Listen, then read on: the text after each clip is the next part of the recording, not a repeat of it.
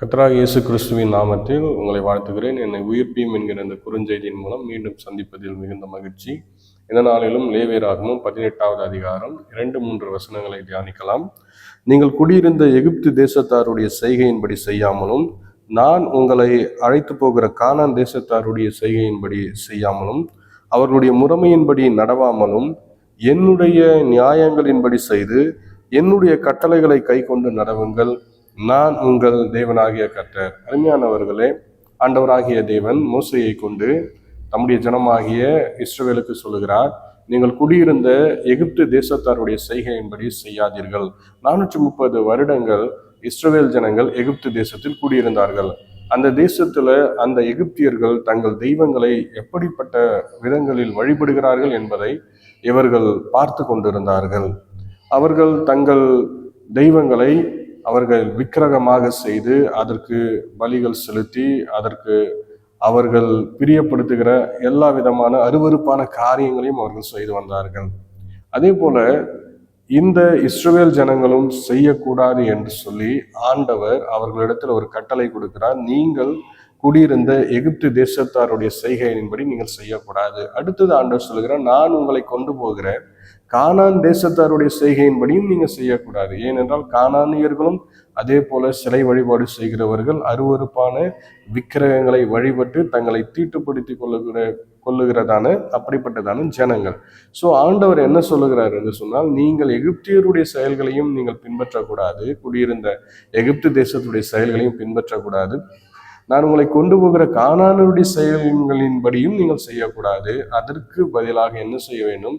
நான் உங்களுக்கு வைத்திருக்கிற நியமங்களின்படி, கட்டளைகளின்படி நீங்கள் நடக்க வேண்டும். ஏனென்றால் நான் உங்கள் தேவனாகிய கர்த்தர், உங்கள் மீது அதிகாரம் உள்ளவர், நான் சர்வ வல்லமையுள்ள தேவன் என்று ஆண்டவர் சொல்லுகிறார். அருமையானவர்களே, இன்றைக்கு நம்ம பார்க்கிறோம், நமக்கு ஆண்டவர் தம்முடைய வேத வசனத்தின்படி வாழ வேண்டும் என்று சொல்லிதான் இந்த வேத வசனத்தை எழுதி கொடுத்திருக்கிறார்.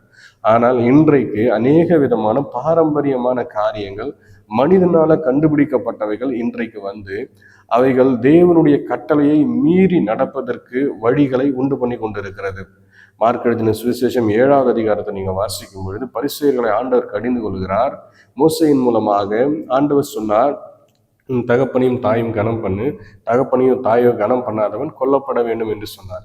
ஆனால் அவர்கள் என்ன செய்து வைத்திருந்தார்கள் என்று சொன்னால், அவர்கள் குர்பான் என்கிறதான ஒரு காணிக்கை முறைமையை கொண்டு வந்து, நீ உன் தகப்பனையோ தாயையோ கனம் பண்ணவில்லை என்றாலும் அந்த குர்பான் என்கிறதான அந்த காணிக்கையை நீ தேவ ஆலயத்திற்கு கொடுத்து விட்டாய் என்று சொன்னால், நீ உன் தகப்பனையும் தாயும் கனம் பண்ணினதை போல அது ஆகிவிடும்.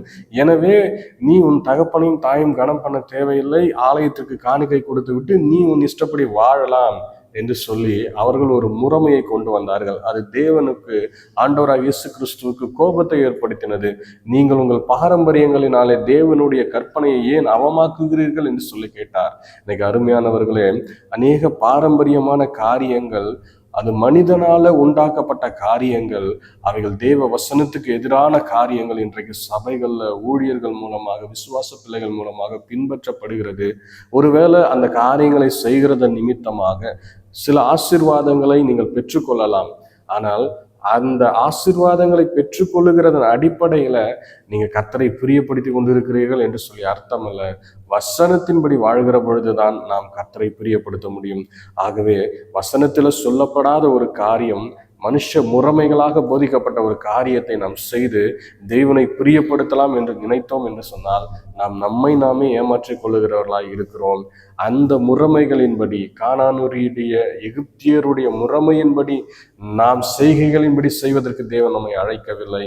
வேதத்தின் முறைமையின்படி, இந்த வேத வசனத்துல நாம் வாழ்கிற காலத்துல தேவன் என்ன சொல்லியிருக்கிறாரோ அதை வாசித்து அதன்படி நடக்கும் பொழுது தேவனுடைய ஆசீர்வதிக்கிற நன்மையான கிருபையின் கரம் நம் மீது இருந்து நடத்தும். கர்த்தர் தாமே நம் ஒவ்வொருவரையும் ஆசீர்வதிப்பாராக. ஆமென்.